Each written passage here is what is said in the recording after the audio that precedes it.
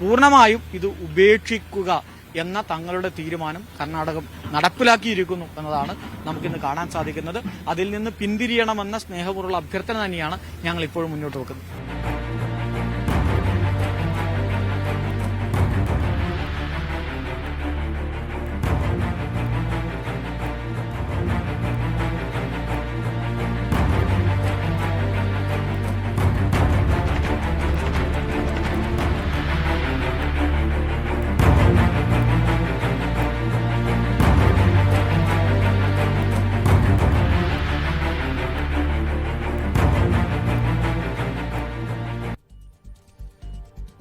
ഷിരൂരിലെ അപകടത്തിൽപ്പെട്ട അർജുനെ തേടിയുള്ള പരിശോധന തെരച്ചിൽ 2 ആഴ്ച പിന്നിട്ടിട്ടും ഒരു പുരോഗതിയും അതിന് ഉണ്ടാവുന്നില്ല.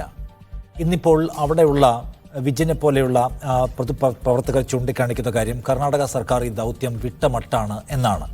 എന്നാൽ ഔദ്യോഗികമായി തെരച്ചിൽ നിർത്തിയ വിവരം സർക്കാർ പ്രഖ്യാപിക്കുകയോ അല്ലെങ്കിൽ കേരളത്തിലെ ഏതെങ്കിലും കേന്ദ്രങ്ങളെ അത് അറിയിക്കുകയോ ചെയ്തിട്ടില്ല. എന്നാൽ പഴയപടി സജീവമായ ഒരു തെരച്ചിൽ ഇപ്പോൾ അവിടെ ഇല്ല എന്നതാണ് യാഥാർത്ഥ്യം. ഇനി എവിടെ തെരയും, എങ്ങനെ തെരയും, എന്ത് സംവിധാനങ്ങൾ ഉപയോഗിച്ച് തെരയും എന്ന ആശയക്കുഴപ്പം സർക്കാരിനും രക്ഷാദൗത്യ പ്രവർത്തകർക്കും മുൻപിൽ ഉണ്ടാവും.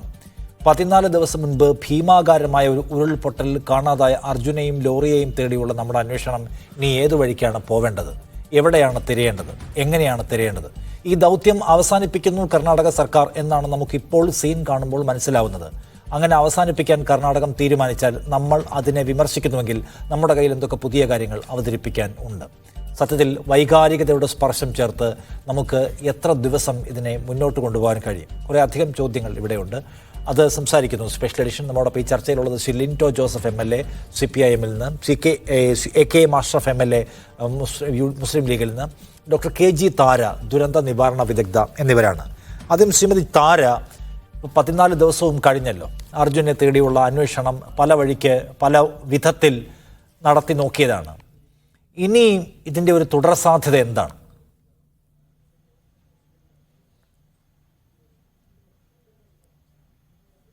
സാധ്യതകൾ കർണാടക സർക്കാരിൻ്റെ തീരുമാനം ശരിയായ രീതിയിൽ തന്നെയാണെന്നാണ് വ്യക്തിപരമായി എനിക്കുള്ള അഭിപ്രായം. കാരണം അവർ ആദ്യത്തെ ഘട്ടത്തിൽ കുറച്ച് മന്ദഗതിയിലായിരുന്ന രക്ഷാപ്രവർത്തനം,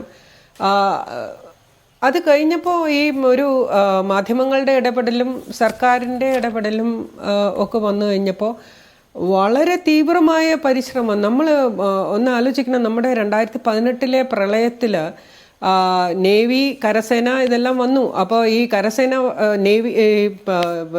നേവിക്കാർ വന്നു, കരസേന വന്നു, വായുസേന വന്നു. ഈ ഹെലികോപ്റ്ററിൽ 3787 പേരെ രക്ഷപ്പെടുത്തി. അതിന് നമ്മൾ പൈസ കൊടുക്കേണ്ടിയും വന്നു. ഒന്നാലോചിച്ച് നോക്കൂ, ഇത്രയും വലിയൊരു ദുരന്തത്തിൽ നമ്മൾ കേന്ദ്ര സർക്കാരിൻ്റെ ഏജൻസിയായ ഒരു സേനയ്ക്ക് നമ്മൾ 102 കോടി രൂപ, 290 കോടി രൂപ വേറെ ഇതുപോലെ കേന്ദ്രസേനയ്ക്ക് വേറെ കൊടുക്കേണ്ടി വന്നു. അപ്പോൾ നമ്മൾ എല്ലാം നഷ്ടപ്പെട്ട് നിൽക്കുന്ന സമയത്ത് പോലും ഒരു സംസ്ഥാനം അത് കൊടുക്കേണ്ടി വന്നു. അത്രയും പേരെ രക്ഷപ്പെടുത്തുന്നതിനാണ് അത് നമ്മൾ കൊടുക്കേണ്ടി വന്നത്. ഒരുപാട് പേരെ അവർ രക്ഷപ്പെടുത്തി. ഇവിടെ നമ്മൾ കാണേണ്ട ഒരു വ്യത്യാസം എന്ന് പറയുന്നത്, ഈ രക്ഷാപ്രവർത്തനം എന്ന് പറയുന്നത് നമ്മൾ ജീവനോടുകൂടി ഒരാളെ രക്ഷിക്കുക എന്നുള്ള ഒരു വസ്തുതയാണ്. ഇപ്പോൾ നമുക്ക് ആ പ്രതീക്ഷകൾ തീർച്ചയായിട്ടും നമുക്ക് ഏറെക്കുറെ ഇല്ലാതായിരിക്കുന്നു, അല്ലെങ്കിൽ അസ്തമിച്ചിരിക്കുന്നു എന്ന് തന്നെ പറയാം. അപ്പോൾ അതിൽ ഈ നേവി ഇത്രയും ഒരു വലിയ സേന അവിടെ വന്നു, കരസേന 40 പേര് വന്നു. ഈ ഒരു സമാനതകളില്ലാത്ത വിധം അതിതീവ്രമായ രക്ഷാപ്രവർത്തനം അല്ലെങ്കിൽ വീണ്ടെടുക്കൽ പ്രവർത്തനം, ഈ ലോറി അന്വേഷിച്ചിട്ടുള്ള യജ്ഞം, ഇതെല്ലാം നമുക്ക് എല്ലാം നടന്നു കഴിഞ്ഞിരിക്കുന്നു. ഈ താഴേക്ക് ഇറങ്ങാനുള്ള ബുദ്ധിമുട്ട്, ഇത്രയും അടിയൊഴുക്ക് ഉള്ളപ്പോൾ അതിനകത്ത് വലിയ ആൽമരമുണ്ട് വീണ് കിടക്കുന്നു. വിസിബിലിറ്റി, കാണാൻ പറ്റുന്നില്ല വെള്ളത്തിൻ്റെ അടിയിൽ. നമ്മൾ തീർച്ചയായിട്ടും നമ്മുടെ കുടുംബത്തിലെ ഒരാൾ നഷ്ടപ്പെട്ടാൽ നമ്മൾ അത് വൈകാരികമായിട്ട് തന്നെ നമുക്കത് കാണാൻ സാധിക്കുള്ളൂ. പക്ഷേ യാഥാർത്ഥ്യങ്ങളും നമ്മൾ മനസ്സിലാക്കേണ്ട സമയമായിരിക്കുന്നു. ഇത് എത്ര കാലം നമ്മൾ ഈ ഒരു തീവ്രതയോടുകൂടിയുള്ള അന്വേഷണം നമുക്ക് സാധ്യമാണ്? ഇപ്പോൾ താഴെ കാണാൻ ഇനിയിപ്പോൾ 21 ദിവസത്തേക്ക് മഴ, തീവ്രമായ മഴ പെയ്യുമെന്ന് കാലാവസ്ഥാ നിരീക്ഷണ കേന്ദ്രം പറയുന്നു. ഇവിടെ എവിടെയാണ് നമുക്ക് ഒരു നമ്മൾ എന്തെങ്കിലും ഒരു തീരുമാനം എടുക്കണമല്ലോ. അപ്പോൾ ഈ ചെളി നിറഞ്ഞ സ്ഥലത്ത് നമുക്ക് താഴെ ഇറങ്ങി നേവിയിലെ ആളുകൾക്ക് അത് നോക്കാൻ ബുദ്ധിമുട്ടാണ്, സാധിക്കില്ല എന്ന് തന്നെ അവർ പറഞ്ഞു. സ്വന്തം റിസ്കിൽ, അതായത് ജീവന് എന്തെങ്കിലും പ്രശ്നം വന്നു കഴിഞ്ഞാൽ അത് എൻ്റെ ഉത്തരവാദിത്വം എന്ന് പറഞ്ഞിട്ടാണ് മാൽപേ സംഘം, മത്സ്യബന്ധന തൊഴിലാളികളുടെ സംഘം അവിടെ ഇറങ്ങിയതും അവർ ഒരുപാട് അപകടത്തിൽ പെടുന്ന രീതിയിൽ തന്നെ അവർ അന്വേഷണം നടത്തിയതും അവിടെ നമുക്ക് യാതൊരു വിധത്തിലും അവരുടെ തുടർന്നുള്ള ആദ്യത്തെ 2 ദിവസത്തെ ആ ഒരു മന്ദഗതിയിലുള്ള പ്രവർത്തനം ഒഴിച്ചാൽ ബാക്കി ഒരു തരത്തിലും നമുക്ക് വിമർശിക്കാൻ പറ്റാത്ത വിധം അസാധാരണമായ പ്രവർത്തനം തന്നെയാണ് അവിടെ നടന്നത്. ഒരു സംശയവും ഇല്ല. എന്നെ സംബന്ധിച്ചിടത്തോളം ഞാൻ അങ്ങനെയാണ് അതിനെ കാണുന്നത്. അപ്പോൾ അതിനകത്ത് ഇനി നമുക്ക് ചെയ്യാനുള്ള ഒരു കാര്യം എന്ന് പറയുന്നത്, അതിപ്പോൾ തന്നെ പറയണോ അതോ അടുത്ത ചോദ്യം താങ്കൾ ചോദിക്കുമോ എന്ന് എനിക്കറിയില്ല. നമുക്ക് ആ സമയത്ത് ഒരു കാര്യം, നമ്മളിപ്പോൾ ഒരു തെരച്ചിൽ അവസാനിപ്പിക്കുക എന്ന് പറയുന്നതിന് ചില പ്രോട്ടോകോൾസ് ഒക്കെ ഉണ്ടാവില്ലേ, അതുകൂടി ചോദിക്കുകയാണ് ഞാൻ.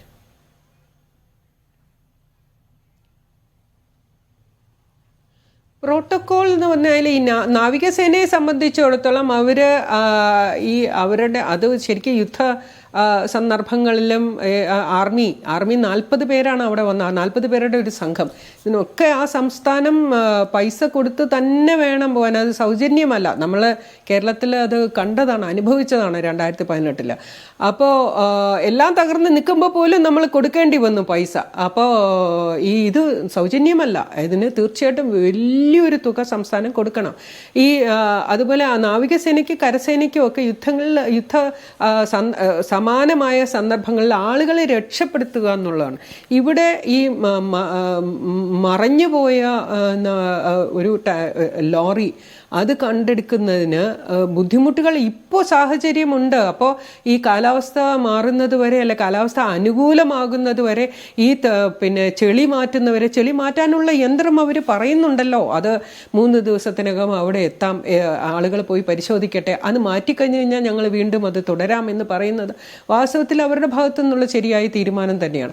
എനിക്ക് ഒരു സജഷൻ ഉള്ളത്, ഒരു അഭിപ്രായമുള്ളത്, നമുക്കിപ്പോഴും ഈ സാറ്റലൈറ്റ് പിക്ചർ, ഈ ഉപഗ്രഹ ചിത്രങ്ങൾ നമുക്ക് ആ സമയത്തെ വ്യക്തമായ ചിത്രങ്ങൾ കിട്ടിയിട്ടില്ല. അത് ഈ പല ഉപഗ്രഹങ്ങളും നമ്മൾ ബഹിരാകാശത്തേക്ക് നമ്മൾ വിടും. ഇന്ത്യൻ ഇത് മാത്രമല്ല, സാറ്റലൈറ്റ് മാത്രമല്ല, പല രാജ്യങ്ങളുടെ സാറ്റലൈറ്റ് നമ്മൾ ഭൂമിയെ ഇങ്ങനെ വട്ടം കറങ്ങി ഇങ്ങനെ പൊയ്ക്കൊണ്ടിരിക്കുക.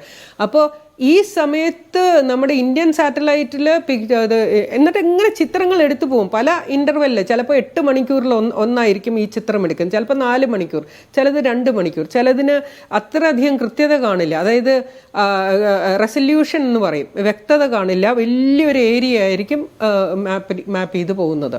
അപ്പോൾ ഈ കൊച്ചു പ്രദേശത്തെ ഒരു ചിത്രം കിട്ടണം എന്നില്ല. അപ്പോൾ മറ്റുള്ള ഏജൻസികളെ, ഇപ്പം നാസ ഭൂമിയെ മുഴുവൻ, ലോകം മുഴുവനും അവരുടെ ചാരക്കണ്ണുകളിൽ നിന്ന് തന്നെ ആ വാക്ക് തന്നെ ഉപയോഗിക്കാം. കാരണം നമ്മൾ എന്ത് ചെയ്യുന്നു, ഓരോ രാജ്യം എന്ത് ചെയ്യണമെന്ന് അവർക്ക് എല്ലാം വ്യക്തമായിട്ട് കാണാം.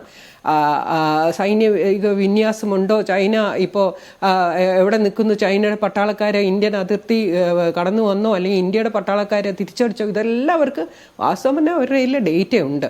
അപ്പോൾ ഈ നാസ പക്ഷെ അതിഭയങ്കരമായ വില നമ്മൾ കൊടുക്കേണ്ടി വരും. നാസയുടെ അടുത്തോ മറ്റുള്ള ഏതെങ്കിലും ഏജൻസിയുടെ അടുത്തോ ഈ സമയത്ത് ചിത്രമുണ്ടോ എന്ന് പരിശോധിച്ചു കഴിഞ്ഞാൽ ഈ സമയത്ത് ഒരു പക്ഷേ വ്യക്തതയോടുകൂടിയുള്ള ഒരു ഉത്തരം കിട്ടിയേക്കാം, ഉറപ്പല്ല. കാരണം ആ സമയത്ത് ചിലപ്പോൾ ഉപഗ്രഹ ചിത്രങ്ങൾ കിട്ടാനും ബുദ്ധിമുട്ടുണ്ടാകും, വലിയൊരു തുക നമ്മൾ കൊടുക്കേണ്ടി വരും. അത് മാത്രമേ ഞാനിപ്പോൾ സാധ്യത കാണുന്നില്ല. അല്ലെങ്കിൽ ഈ ചെളി നീക്കി കഴിഞ്ഞതിന് ശേഷം ഈ നമ്മൾ കണ്ടെടുക്കണം എന്താണ് സംഭവിച്ചതെന്നുള്ളത് നമുക്ക് ഇപ്പോഴും ഒരു ധാരണയില്ലാതെ അതിഭയങ്കരമായിട്ടുള്ള ഒരു ദുരന്തം തന്നെയാണ് അവിടെ സംഭവിച്ചത്.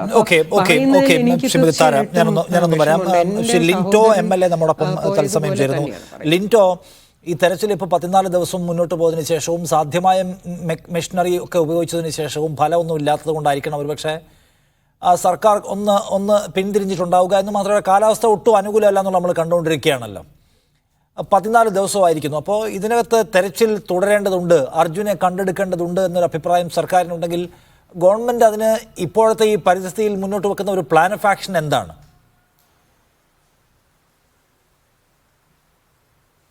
തീർച്ചയായിട്ടും കർണാടക സർക്കാർ തെരച്ചിൽ അവസാനിപ്പിച്ചു എന്ന നിലയിൽ എടുത്ത തീരുമാനം ദൗർഭാഗ്യകരമാണ് എന്നേ പറയാൻ കഴിയും. കാരണം കാലാവസ്ഥ പ്രതികൂലമാണ് എന്നുള്ളത് എന്നെ സംബന്ധിച്ചിടത്തോളം അങ്ങനെ ഒരു അഭിപ്രായം ഇല്ല. അതിന് കാരണം കഴിഞ്ഞ 22-ാം തീയതി മുതൽ അവിടെ നിന്നൊരു വ്യക്തി എന്ന നിലയിൽ ഞാൻ ഇന്നലെയാണ് തിരിച്ചു പോകുന്നത്. അപ്പോൾ ഏറ്റവും അനുകൂലമായിട്ടുള്ളൊരു കാലാവസ്ഥ ഉണ്ടായത് എന്നാണോ മാൽപ്പെ ആദ്യമായി ഡൈവ് ചെയ്തത് അതിൻ്റെ തൊട്ട് തലേ ദിവസം മുതലാണ്. അന്ന് മുതലാണ് അനുകൂലമായൊരു കാലാവസ്ഥ ഉണ്ടായത്. ഇന്ന് മുതൽ അവിടുത്തെ കാലാവസ്ഥ എന്താണെന്ന് എനിക്കറിയില്ല, ഇന്ന് ഞാൻ അവിടെ സ്ഥലത്തില്ല. അപ്പോൾ തീർച്ചയായിട്ടും ഈ ദൗത്യം തുടർന്നു പോകാൻ വേണ്ടി കഴിയുന്ന സാഹചര്യമുണ്ട് എന്നുള്ളതാണ് എന്നെ സംബന്ധിച്ചിടത്തോളം ഉള്ളൊരു വ്യക്തിപരമായിട്ടുള്ള അഭിപ്രായം. ഇവിടെ സംഭവിച്ചിരിക്കുന്നത് ആദ്യഘട്ടത്തിൽ നമ്മൾ പറയുന്ന പോലെ ഗോൾഡൻ ഹവേഴ്സിൽ വന്നിട്ടുള്ള ഒരു വലിയ വീഴ്ചയാണ് ഈ കാര്യങ്ങളെ ഇത്രത്തോളം വഷളാക്കിയത്. തീർച്ചയായിട്ടും ആദ്യഘട്ടത്തിൽ ഈ സംഭവം നടന്നത് വേണ്ടപ്പെട്ട അധികാരികൾ അറിയുകയോ അവർ കൃത്യമായി അത്തരം കാര്യങ്ങളിൽ ഇടപെടുകയോ ചെയ്തിട്ടില്ല എന്നുള്ളതൊരു വസ്തുതാപരമായ കാര്യമാണ്. 16-ാം തീയതിയാണ് ഇങ്ങനൊരു ആക്സിഡൻറ്റ് ഉണ്ടാവുന്നത്.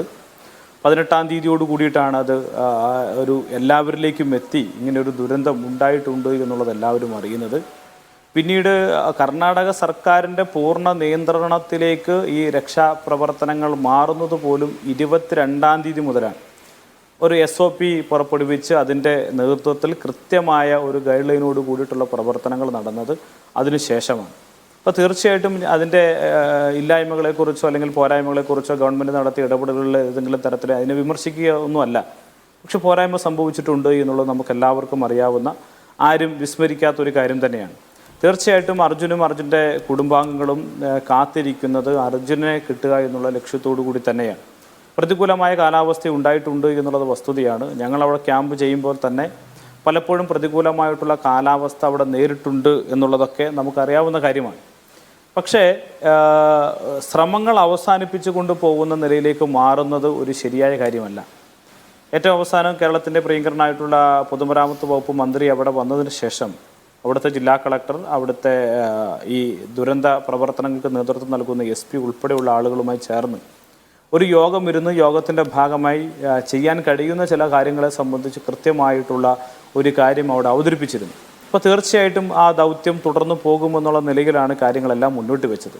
എന്നാൽ അതിൽ നിന്ന് പുറകോട്ട് പോകുന്ന ഒരു സാഹചര്യം അവിടെ ഉണ്ടായി എന്നുള്ളത് ദൗർഭാഗ്യകരമായിട്ടുള്ള കാര്യമാണ്. അതുകൊണ്ട് തന്നെ ഇത് തുടർന്നു പോകണം. അതിന് മറ്റേതെങ്കിലും തരത്തിൽ സംസ്ഥാന സർക്കാരിൻ്റെ ഏതെങ്കിലും ഇടപെടൽ ആവശ്യമാണ് എങ്കിൽ അത് ചെയ്തു കൊടുക്കാൻ, അല്ലെങ്കിൽ മറ്റേതെങ്കിലും തരത്തിലുള്ള കാര്യങ്ങൾ ആവശ്യപ്പെട്ടാൽ അത് ചെയ്തു കൊടുക്കാൻ സംസ്ഥാന ഗവൺമെന്റ് തയ്യാറാണ്. ഒരു മനുഷ്യജീവനെ അന്വേഷിച്ചുള്ള തെരച്ചിൽ വഴിയിൽ അവസാനിപ്പിക്കുന്നതിലെ പ്രശ്നം ചൂണ്ടിക്കാണിക്കുന്നത് മനസ്സിലാവും. അതിൻ്റെ വൈകാരിക തലവും നമുക്ക് മനസ്സിലാവുന്നതാണ്. പക്ഷേ ഞാൻ ചോദിക്കുന്നത് ലിൻറ്റോ, ഇത് 14 ദിവസം പിന്നിട്ട് മണ്ണിനടിയിൽ പോയ ഒരു മനുഷ്യനെയും ഒരു ലോറിയെയും അന്വേഷിക്കുകയാണ്. നമ്മൾ ഏതാണ്ട് എല്ലാ സംവിധാനവും ഉപയോഗിച്ച് കഴിഞ്ഞല്ലോ. ഞാൻ കുറച്ചുകൂടി സ്പെസിഫിക്കായി പറയാമോ, നമ്മൾ എങ്ങനെ എവിടെ തിരയണമെന്ന കാര്യത്തിൽ നിങ്ങൾക്കൊരു കമൻറ്റ് ആ കാര്യത്തിൽ പറയാനുണ്ട്? എന്ത് സംവിധാനം ഉപയോഗിക്കണം? പുഴയിലുള്ള സ്കൂബ ഡൈവിംഗ് തുടരുകയാണോ വേണ്ടത്? എങ്ങനെ എവിടെ തിരയേണ്ടതുണ്ട് എന്ന അഭിപ്രായമാണ് നിങ്ങൾ? അപ്പോൾ അവിടെ സ്പോട്ടിലുണ്ടായിരുന്ന ആൾ കൂടിയാണല്ലോ. അതെ, അവിടെ നമ്മൾ മനസ്സിലാക്കേണ്ടുന്ന കാര്യം, സംസ്ഥാനം നടത്തുന്ന ഒരു ദൗത്യ പ്രവർത്തനത്തിൽ നമ്മുടെ ഏതെങ്കിലും ഒരു തീരുമാനത്തിൻ്റെ അടിസ്ഥാനത്തിൽ കാര്യങ്ങൾ എടുക്കേണ്ടുന്നൊരു സ്ഥലമല്ലാതെ സംസ്ഥാനം എന്താണോ തീരുമാനമെടുത്തത് അതിനനുസരിച്ചാണ് കാര്യങ്ങൾ പോകേണ്ടത്. എന്നാൽ സംസ്ഥാനത്തിന്റെ പ്രവൃത്തിയായിരിക്കുമ്പോൾ തന്നെ സംസ്ഥാനം ഞങ്ങൾ മാക്സിമം നോക്കി, ഇനി വിഡ്രോ ചെയ്യാണെന്ന് പറയുമ്പോൾ അങ്ങനല്ല, ചില കാര്യങ്ങൾ ചെയ്യാനുണ്ട് എന്ന ഒരു കമന്റാണല്ലോ നമ്മൾ പുറത്തുനിന്ന് പറയുന്നത്. അങ്ങനെയാണെങ്കിൽ സംസ്ഥാനത്തോട് നമുക്ക് പറയാനുള്ളത് എന്താണ്? നിങ്ങൾ എന്ത് ചെയ്യണം എന്നാണ്? അല്ല, നമ്മൾ നേരത്തെ പറഞ്ഞിരുന്നു, അതായത് അവിടെ ചെയ്യാൻ വേണ്ടി കഴിയുന്ന സാധ്യമായ കാര്യങ്ങളെ സംബന്ധിച്ച് അവർ തന്നെ ഒരു തീരുമാനമെടുത്തിട്ടുണ്ട്. നേരത്തെ പറഞ്ഞാൽ ഫ്ലോട്ടിംഗ് ബ്രിഡ്ജ് പോലെയുള്ള കാര്യങ്ങൾ ഉപയോഗപ്പെടുത്തിയിട്ടുള്ള ഒരു പരിശോധന നടത്താം എന്നുള്ള കാര്യം ഇവിടുന്ന് പറഞ്ഞിരുന്നു. അതിനുശേഷം ബാർജുകൾ ഉപയോഗപ്പെടുത്തി ഏതെങ്കിലും തരത്തിൽ അതിൻ്റെ പ്രവർത്തനം നടത്താൻ വേണ്ടി കഴിയുമോ എന്നുള്ള പരിശോധന നടത്താമെന്ന് പറഞ്ഞിരുന്നു. നേവിയുടെ തന്നെ ഏതെങ്കിലും തരത്തിൽ ഈ മേഖലയിൽ ഉയർന്ന മറ്റേതെങ്കിലും സംവിധാനങ്ങളെ ഉപയോഗപ്പെടുത്തിയിട്ടുള്ള പരിശോധന സാധ്യമാകുമോ എന്നുള്ളത് പരിശോധിക്കാമെന്ന് പറഞ്ഞിരുന്നു. ഇത്തരം കാര്യങ്ങളെല്ലാം നമ്മുടെ ബഹുമാനപ്പെട്ട പൊതുമരാമത്ത് വകുപ്പ് മന്ത്രി കൂടി അവിടെ ഉണ്ടായിരുന്ന ഘട്ടത്തിൽ ജില്ലാ കളക്ടറും അവിടുത്തെ SP ഉൾപ്പെടെയുള്ള ആളുകൾ പങ്കെടുത്തു ചേർന്ന യോഗത്തിൻ്റെ തീരുമാനമായിരുന്നു. ആ തീരുമാനം എന്ന നിലയിൽ എടുത്ത തീരുമാനങ്ങൾ നമ്മുടെ പുറകോട്ട് പോയി എന്നുള്ളതാണ് പ്രശ്നം. അവർ വന്നു, അവർ ചെയ്തു, ഇത് പ്രതികൂലമായ കാലാവസ്ഥയാണ്, ഇത് മുന്നോട്ട് കൊണ്ടുപോകാൻ വേണ്ടി കഴിയാത്തൊരു അന്തരീക്ഷമുണ്ട് എന്ന് വ്യക്തമാക്കുന്നതായിരുന്നു നല്ലത്. ഇതെല്ലാം ഏറ്റെടുക്കുകയും ഞങ്ങൾ ചെയ്യാം, അതിൻ്റെ മറ്റു കാര്യങ്ങളിലേക്ക് നീങ്ങാം എന്ന് പറയുകയും 2 ദിവസം കഴിയുമ്പോൾ മാൽപ്പെ മുങ്ങുന്നത് 2 ദിവസമാണ് മാൽപ്പെ അവിടെ ഡൈവ് ചെയ്യുന്നത്. അത് തുടർന്ന് പോകുന്നതിൻ്റെ അകത്ത് തടസ്സമുണ്ടാകില്ല എന്ന് ഞാൻ പറയുന്നില്ല. നല്ല അടിയൊഴുക്കുണ്ട്. നമ്മളീ പറയുന്നത് പോലെ നോട്ടിക്കൽ മൈൽ 2 മുതൽ 3 വരെയാണ് സാധാരണഗതിയിൽ ജമ്പ് ചെയ്യാനുള്ള അവസരമെങ്കിൽ അവിടെ ഒരു 6 മുതൽ 8 വരെ ഉണ്ട്. അപ്പോൾ അത് പ്രതികൂലമായ കാലാവസ്ഥയുണ്ട് എന്നുള്ളത് വസ്തുതയാണ്. എന്നാൽ മനസ്സിലാക്കേണ്ടുന്നത് അവിടെ ഡൈവിങ് ചെയ്യുന്നത് പോലും എന്നാണ് ഈ ഞാൻ പറഞ്ഞിട്ടുള്ള മാൽപ്പെ വന്ന് ഡൈവ് ചെയ്യുന്നത് പോലും 27, 28 തീയതികളിലാണ്. 27-നും 28-നുമാണ്. ആ 2 ദിവസങ്ങളെ ഡൈവ് ചെയ്യാൻ വേണ്ടി കഴിഞ്ഞിട്ടുള്ളൂ. അതിനു മുമ്പ് വരെ ഒരുപാട് പ്രതികൂലമായ കാലാവസ്ഥ ഉണ്ടായിരുന്നു. എന്നാൽ 27, 28 അനുകൂലമായ കാലാവസ്ഥയായി. മാൽപ്പെ ജമ്പ് ചെയ്യുന്നു, ആദ്യമായിട്ടാണ് ഡൈവ് ചെയ്യുന്നത്. അതിനു മുമ്പ് ആരും ഡൈവ് ചെയ്തില്ല. അവരുടെ ശ്രമങ്ങൾ വിജയിക്കില്ല, ഒഴുക്ക് കൂടുതലുണ്ട്. അപ്പോൾ ഡൈവ് ചെയ്ത് ഒരു സാധ്യതയിലേക്ക് എത്തുമ്പോൾ അവർ നിർത്തുന്നതിനെ സംബന്ധിച്ചുള്ള ആശങ്കയാണ് നമ്മൾ മുന്നോട്ട് വെച്ചത്. ശരി. അല്ല, ശ്രീ AK അഷ്റഫ്, ഇനിയും സാധ്യതകൾ അവശേഷിക്കെ ഇത് പെട്ടെന്ന് ആരോടും പറയാതെ അവസാനിപ്പിക്കുകയാണോ കർണാടകം ചെയ്യുന്നത്? താങ്കളുടെ വിശദീകരണം എന്താണ് ആ കാര്യത്തിൽ? താങ്കളുടെ അഭിപ്രായം എന്താണ്?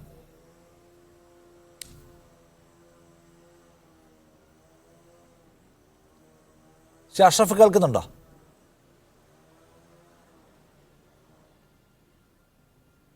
ശ്രീ AK അഷ്റഫ്, താങ്കൾ കേൾക്കുന്നുണ്ടോ?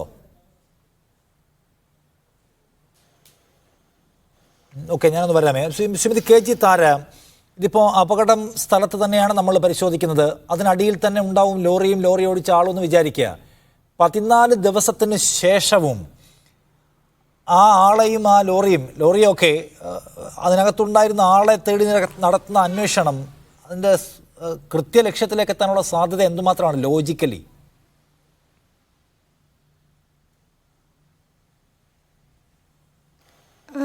ബുദ്ധിമുട്ടാണ്. അവരുടെ ഒരു പ്രദേശത്തിൻ്റെ ഭൗമശാസ്ത്രപരമായിട്ടുള്ള പ്രത്യേകതകൾ, ഒരു നദിയുടെ സ്വഭാവം, അതിൻ്റെ ആഴം, അതിൻ്റെ വെള്ളത്തിൻ്റെ ഒഴുക്ക്, ഇതൊക്കെ അറിയുന്നത് അതാത് പ്രദേശത്തിലെ ആളുകൾക്കാണല്ലോ. ഇപ്പോൾ കേരളത്തിലെ നദികളുടെ സ്വഭാവം കർണാടകത്തിലെ ഒരാൾക്കും അറിയാനുള്ള സാധ്യതകൾ വളരെ കുറവായിരിക്കും. അപ്പോൾ ഇവിടെ രക്ഷാപ്രവർത്തനം നടത്തുമ്പോൾ നമ്മൾ ഇവിടുത്തെ ആളുകൾ തീരുമാനം എടുക്കുന്നത് ഒരു ശരിയായ ദിശയിലായിരിക്കുമല്ലോ. അപ്പോൾ ഈ നമ്മൾ കവളപ്പാറ പുത്തുമല, കവളപ്പാറ 48 പേര് ആ ഉരുൾപൊട്ടലിൽ മരിച്ചതാണ്. 11 പേരുടെ മൃതശരീരം ഈ നിമിഷം വരെ നമുക്ക് കണ്ടെടുക്കാൻ സാധിച്ചിട്ടില്ല. പുത്തുമലയിലും അതുപോലെ 17 പേരൊക്കെ മരിച്ചു. 5 പേരെ ഇതുവരെയും നമുക്ക് വീണ്ടെടുക്കാൻ സാധിച്ചിട്ടില്ല. അപ്പോൾ അവരുടെ ആ ബന്ധുക്കളെല്ലാവരും ഇത് വീണ്ടെടുത്തേ പറ്റുള്ളൂ, ഇതെങ്ങനെയും എടുക്കണം, അല്ലെങ്കിൽ വേറെ ഏതെങ്കിലും അന്യസംസ്ഥാന തൊഴിലാളികൾ ഇവിടെ പെട്ടുപോയിരുന്നെങ്കിൽ അതുപോലെ ആ സർക്കാരുകൾ നമ്മളെ നിരന്തരം ഒരു സമ്മർദ്ദത്തിലാക്കിയിരുന്നെങ്കിൽ നമ്മൾ എന്ത് തീരുമാനമെടുക്കാൻ സാധിക്കുമായിരുന്നു എന്ന് ഞാൻ ആശങ്കപ്പെടുകയാണ്. അപ്പോൾ നമ്മളിത് തിരയേണ്ടെന്നല്ല, പക്ഷെ അവരുടെ ബുദ്ധിമുട്ടുകൾ പറയുമ്പോൾ അവർ ചെയ്യാതെ ബുദ്ധിമുട്ടുകൾ മാത്രം പറയുകയാണെങ്കിൽ നമ്മളത് കേൾക്കേണ്ടതില്ല. പക്ഷേ ഇത്രയും സമഗ്രമായ ഒരു ആർമി വന്ന്, എത്രയോ കരസേന വന്ന് 40 പേരുടെ ഒരു സംഘം അവിടെ വന്ന് തെരച്ചിൽ നടത്തുന്നു. നാവികസേന അവിടെ മുങ്ങാൻ നോക്കുമ്പോൾ അവർക്കത് സാധിക്കുന്നില്ല.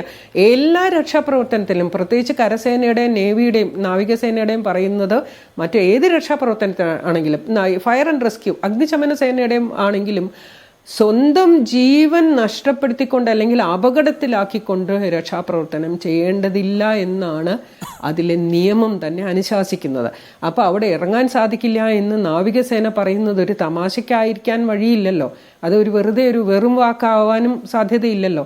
മാൽപ്പെ സംഘം ഇറങ്ങുമ്പോൾ അവരോട് എഴുതി വാങ്ങിച്ചിട്ട് എന്നിട്ടും അവരിറങ്ങി. എനിക്കത് വാസ്തവത്തിൽ അവരെ എത്ര നമ്മൾ കൈകൂപ്പി നമസ്കരിച്ചാലാണ് മതിയാവുക. ഒരു ജീവൻ നഷ്ടപ്പെടുത്തിക്കൊണ്ട് അവർ ഇറങ്ങാൻ തയ്യാറായി എന്ന് പറയുന്നു. അത് 2 ദിവസം അവർ നിരന്തരം ശ്രമിക്കുന്നു. അപ്പോൾ നമ്മളിവിടെ കാണാതായ ആളുകളുടെ എത്രയോ പേര് കാണാതായിരിക്കുന്നു, പുത്തുമലയിലും കവളപ്പാറയിലും. അപ്പോൾ അത് ഒരു സാധാരണഗതിയിലുള്ള സംഭവം എന്നല്ല ഞാൻ പറയുന്നത്. പക്ഷേ അവർ പറയുന്നതും കൂടി കേൾക്കാൻ, ആ സർക്കാർ പറയുന്നതും കൂടി കേൾക്കാൻ, അവർ ഇത്രയും തീവ്രമായ പരിശ്രമം നടത്തിയതിന് ശേഷം അവർ പറയുന്നു ഞങ്ങൾക്ക് കാണാൻ പറ്റുന്നില്ല. മാൽപ്പെ സംഘവും പറയുന്നത് വിസിബിലിറ്റി ഇല്ല, അപ്പോൾ നമ്മൾ അത് ഒരു സമ്മർദ്ദത്തിൽ അവരെ അല്ല നിങ്ങളത് ചെയ്യണം എന്ന് പറയുന്നതിൽ ഒരു അപാകതയുണ്ടെന്ന് തന്നെ ഞാൻ കരുതുന്നു. അത് നമുക്ക് ചെയ്യാവുന്ന ഒരു കാര്യം, സർക്കാരിന് ചെയ്യാവുന്ന ഒരു കാര്യം, ഇവിടെ റിമോട്ട് സെൻസിങ് സെൻറ്റർ ഉണ്ട്. ഈ സാറ്റലൈറ്റ് പിക്ചറുകളുടെ ഒരു കേന്ദ്രം ഇവിടെയുണ്ട്. ISROയുടെ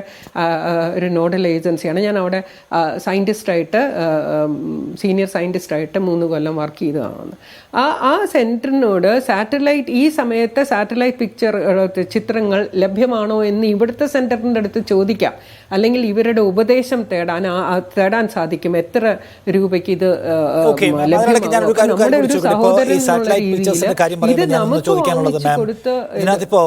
ഞാനിപ്പോ ഈ നമുക്ക് കുറച്ച് വൈകാരിക പ്രശ്നമുണ്ട് എന്നത് സമ്മതിക്കുമ്പോൾ തന്നെ 14 ദിവസം കഴിഞ്ഞ ശേഷം ഒരാളെ ജീവനോടെ കണ്ടെത്തുക എന്നത് സാധ്യമായ സംഗതി അല്ലല്ലോ, നോർമലി സാധ്യമല്ല. നമ്മൾ ഒരർത്ഥത്തിൽ നമ്മൾ തിരയുന്നത് ബോഡി കണ്ടെടുക്കാൻ വേണ്ടിയാണ്. അത് പറയാതിരുന്നിട്ട് കാര്യമില്ല. അപ്പോൾ 14 ദിവസം കഴിഞ്ഞ ഒരാളുടെ ബോഡി മണ്ണിനടിയിൽ നിന്ന് ഇത്ര വലിയൊരു കുത്തൊഴുക്കിൽ നമുക്ക് ഈ സിസ്റ്റത്തിൽ കാണുക, ഈ ഉപഗ്രഹ ക്യാമറകളിൽ പതിയെ എന്നൊക്കെ പോസിബിൾ ആണോ? അറിയാത്തോണ്ട് ചോദിക്കുകയാണ്. അല്ല, അത് മൃതദേഹം കാണാനല്ല കേട്ടോ. അന്നത്തെ ലാൻഡ് സ്ലൈഡിൽ എന്ത് സംഭവിച്ചു എന്നുള്ളത് കാണാൻ സാധിക്കും. അതായത് അവിടെ വളരെ വ്യക്തതയുള്ള ചിത്രങ്ങളുണ്ട്. അപ്പോൾ അന്ന് ഈ ലോറി ചിലപ്പോൾ ഒരു പക്ഷേ ആ വെഹിക്കിൾ എത്ര ആളുകളെ പോലും കാണാമെന്നേ. ഈ കരസേന ഇപ്പോൾ ആർമിക്കാരെ ഒരു സ്ഥലത്ത് നിൽക്കുകയാണെങ്കിൽ, സൈന്യം നിൽക്കുകയാണെങ്കിൽ അവരെ കാണത്തക്ക രീതിയിൽ വ്യക്തതയുള്ള ചിത്രങ്ങൾ കിട്ടും. ഭയങ്കരമായിട്ട് നമ്മൾ പൈസ കൊടുക്കേണ്ടി വരും. പക്ഷേ ഈ ആളുകളെ പോലും വ്യക്തമായിട്ട് കാണാൻ പറ്റുന്ന ചിത്രങ്ങളിൽ ഈ വാഹനങ്ങൾ എത്ര എണ്ണം ഉണ്ടായിരുന്നു അവിടെ, പിന്നെ അതിനെന്ത് സംഭവിച്ചു എന്നുള്ളത് തൊട്ടുള്ള ഉപഗ്രഹ ചിത്രങ്ങൾ പരിശോധിക്കുമ്പോൾ തീർച്ചയായിട്ടും നമുക്ക് അത് ലഭ്യമാണോ എന്ന് ഇവിടുത്തെ റിമോട്ട് സെൻസിങ് സെൻറ്ററിൽ ചോദിക്കാൻ പറ്റും. അത് നമുക്ക് വാങ്ങിച്ചു കൊടുക്കാൻ സാധിക്കുമെങ്കിൽ അങ്ങനെ വേണമെങ്കിൽ സർക്കാരിന് ഇടപെടാം. അല്ലാതെ ഒരു സമ്മർദ്ദത്തിലാക്കുന്നത് കർണാടക സർക്കാർ, ഒരു MLA അവിടെ ഇവിടുന്ന് ഒരു സംഘം പോകുന്നതിന് പുറമെ അവിടുത്തെ സ്ഥലം MLA അവിടെ രാപ്പകലെന്നെ ഈ ആദ്യത്തെ ദിവസത്തെ അപാകതകൾ ഇപ്പം നമ്മൾ ഇനിയും ചർച്ച ചെയ്തിട്ട് കാര്യമില്ല. കാരണം നമ്മൾ പറഞ്ഞു കഴിഞ്ഞു. അത് അപാകതകൾ ഒഴിച്ചു നിർത്തിയാൽ അവർ ഇത് ഒരു ഗൗരവമുള്ള വിഷയമായിട്ട് തന്നെ എടുത്ത് അവരത് ചെയ്തു. MLAയുടെ ഒരു ശ്ലാഘനീയമായ ഒരു പ്രവൃത്തി അവിടെ നമ്മൾ കാണുകയും ചെയ്തു. നിരന്തരം അദ്ദേഹം ഒരു ആരോടും പറയാതെ കൂടിയാലോചിക്കാതെ മുൻധാരണകളെ അട്ടിമറിച്ചുകൊണ്ട് തെരച്ചിൽ അവസാനിപ്പിച്ചു എന്ന സംശയമാണ് പങ്കുവെക്കുന്നത് സർക്കാരിന്റെ പ്രതിനിധികൾ. സത്യത്തിൽ എന്താണ് സംഭവിച്ചത്?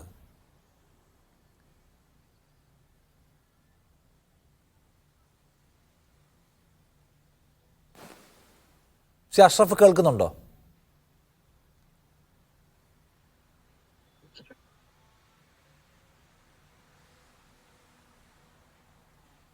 അഷ്റഫ് താങ്കൾ കേൾക്കുന്നുണ്ടോ? CKM അഷ്റഫ് കേൾക്കുന്നുണ്ടോ?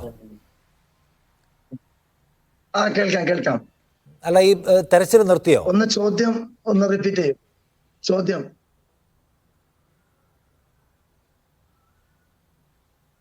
തെരച്ചിൽ നിർത്തിയോ? അതായത് മന്ത്രി റിയാസിന്റെ നേതൃത്വത്തിൽ നടത്തിയ ചർച്ചയിൽ ഉണ്ടാക്കിയ ധാരണയിൽ നിന്ന് വിഭിന്നമായി ഏകപക്ഷീയമായി തെരച്ചിൽ നിർത്തി എന്നാണ് ഉന്നയിക്കപ്പെടുന്ന ഒരു വിമർശനം. അങ്ങനെ ഉണ്ടോ? തീർച്ചയായും ഞാനവിടെ 10 ദിവസക്കാലം വളരെ സജീവമായി പ്രിയപ്പെട്ട അർജുനു വേണ്ടി നിന്ന കേരളത്തിന്റെ ഒരു MLA ആണ്. ഞാൻ അവിടെ 3-ാമത്തെ ദിവസം മധ്യരാത്രി ഞാൻ അവിടെ എത്തി. ഇന്ന്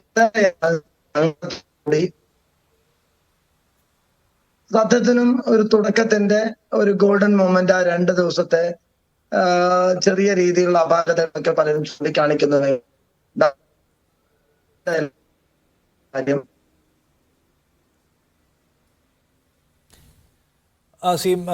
അഷ്റഫ്, അത് ഞാൻ കേൾക്കുന്നതിന് പ്രശ്നമുണ്ട്. താങ്കളുടെ വീഡിയോ കണക്ടിവിറ്റി അദ്ദേഹത്തിൽ നിന്ന് ടെലിഫോണിൽ കണക്ട് ചെയ്യാനുള്ളതായിരിക്കും ഉപകാരം. ഓക്കെ. ലിൻറ്റോ, ഈ നേരത്തെ KG താര ചൂണ്ടിക്കാണിച്ച് ശ്രദ്ധിക്കും. അതായത് നമ്മൾ ഈ തുടരണം എന്നൊക്കെ പറയുമ്പോഴും അതിൻ്റെ സാധ്യത തുലവും തുച്ഛമാണെന്ന യാഥാർത്ഥ്യം നിങ്ങൾ ഉൾക്കൊള്ളുന്നില്ലേ? അല്ല, പറഞ്ഞ കാര്യങ്ങളെല്ലാം അംഗീകരിക്കുന്നു.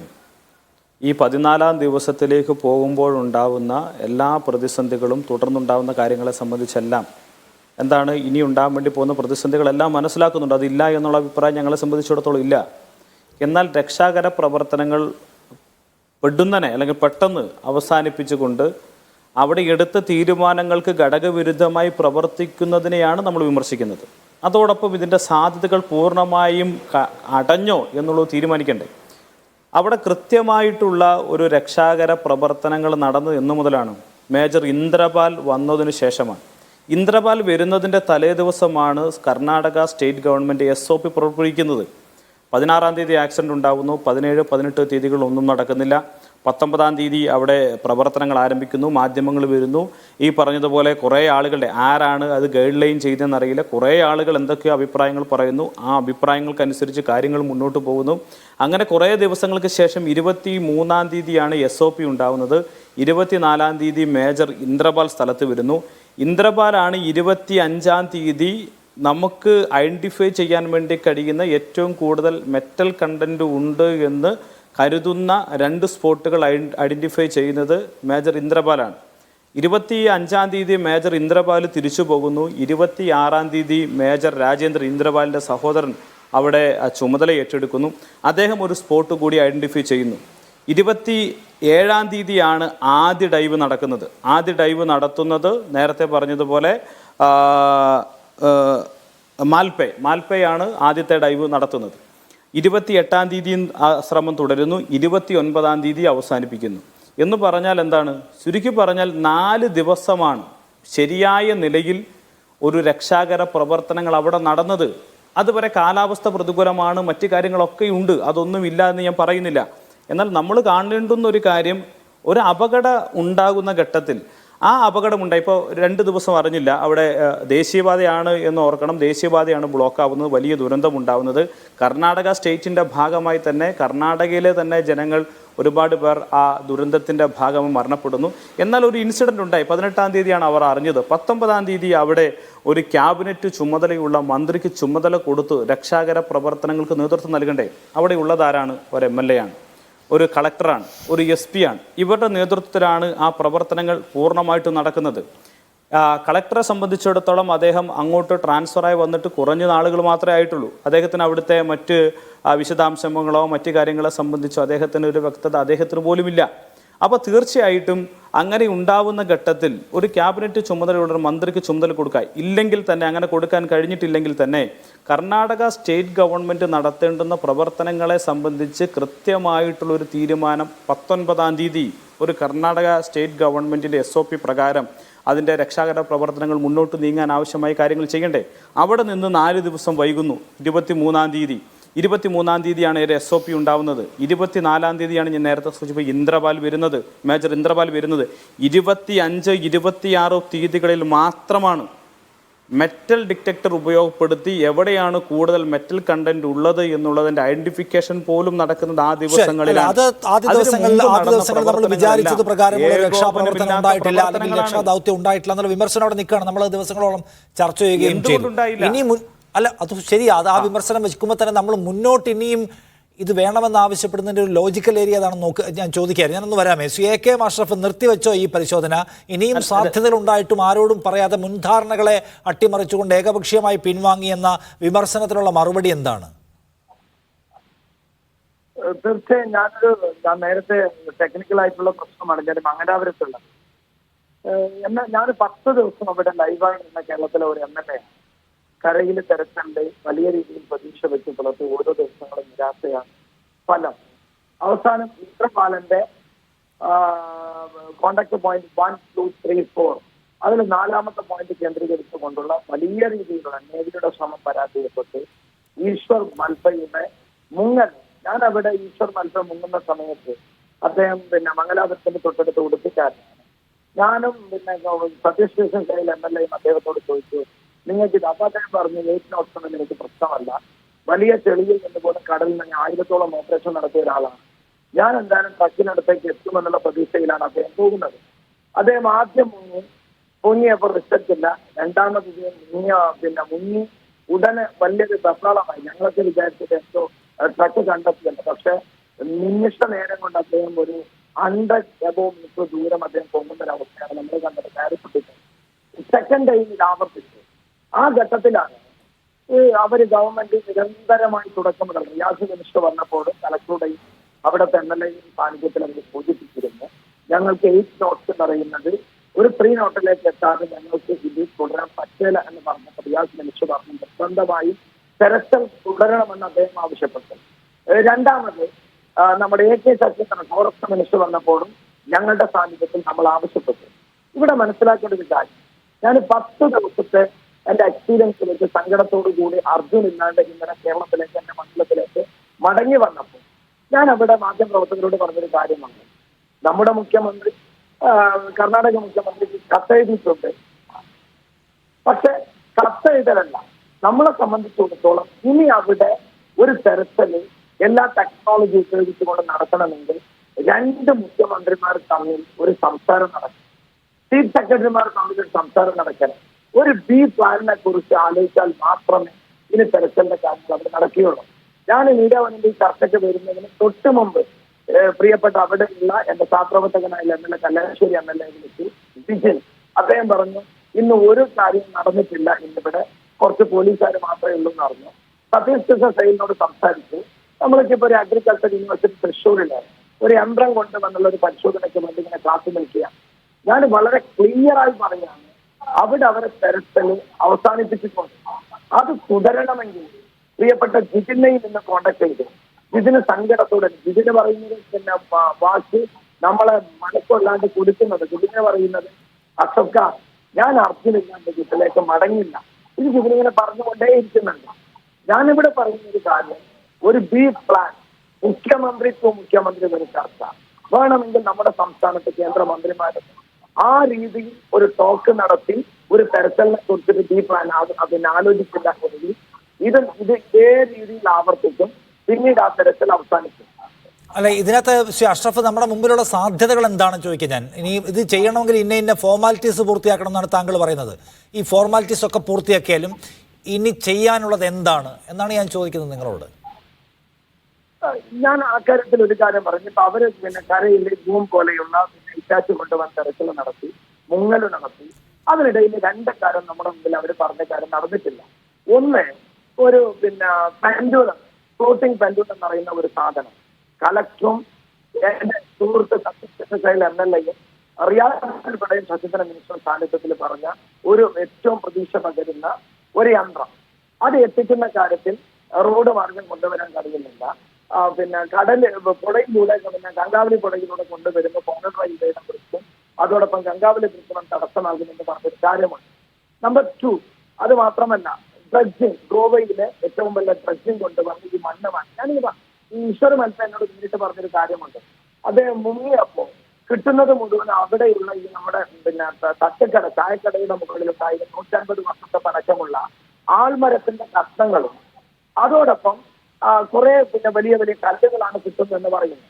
അങ്ങനെ വരുമ്പോൾ നമ്മൾ ഊഹിക്കേണ്ടത് ഇന്ദ്രബാലൻ ചൂണ്ടിക്കാണിച്ച ഈ ട്രക്ക് ഈ മണ്ണിൽ അകത്താണ്. അത് മാറ്റാനുള്ള യന്ത്രം ഇന്ത്യയിൽ ഇല്ല എന്ന് പറയുമ്പോൾ നമുക്കത് വിശ്വസിക്കാൻ കഴിയില്ല.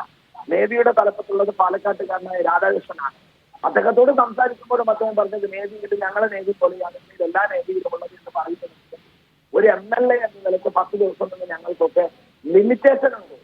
പക്ഷെ മുഖ്യമന്ത്രി ഒരു ചർച്ച നടത്തിയാൽ നമ്മൾ ഇന്ത്യയിൽ ഒരുപാട് പ്രദേശങ്ങൾ വലിയ വലിയ കൊക്കയിലേക്ക് മറിഞ്ഞ സാധനങ്ങളൊക്കെ പൊക്കിയെടുത്തത് നമ്മൾ വായിച്ച ആളുകളാണ്, കണ്ട ആളുകളാണ്. ശരി ശരി. അല്ല ലിൻഡോ, 2 കാര്യങ്ങൾ ഇവിടെ. ഒന്ന്, ശ്രീ അഷ്റഫ് ചൂണ്ടിക്കാണിക്കുന്നത് CM തലത്തിലൊരു ചർച്ച ഉണ്ടാവണമെന്നാണ്. നേരത്തെ ശ്രീമതി താര സംസാരിച്ചപ്പോഴും സാറ്റലൈറ്റ് ഇമേജുകൾ കളക്ട് ചെയ്യാൻ കഴിയുമോ എന്നുള്ളതാണ് ഇത് ചെയ്യാൻ കഴിയുന്ന ഒരു വഴിയെന്നാണ്. അങ്ങനെയാണെങ്കിൽ കർണാടകയുടെ തെരച്ചിൽ തുടരണം എന്ന കേവല അഭ്യർത്ഥന ഒരു കത്തിൽ ഒതുക്കാതെ മുഖ്യമന്ത്രിയെ കുറച്ചുകൂടി സീരിയസ് ആയിട്ട് നമ്മുടെ സർക്കാർ തലത്തിൽ തന്നെ നമ്മൾ ഇറങ്ങണ്ടേ?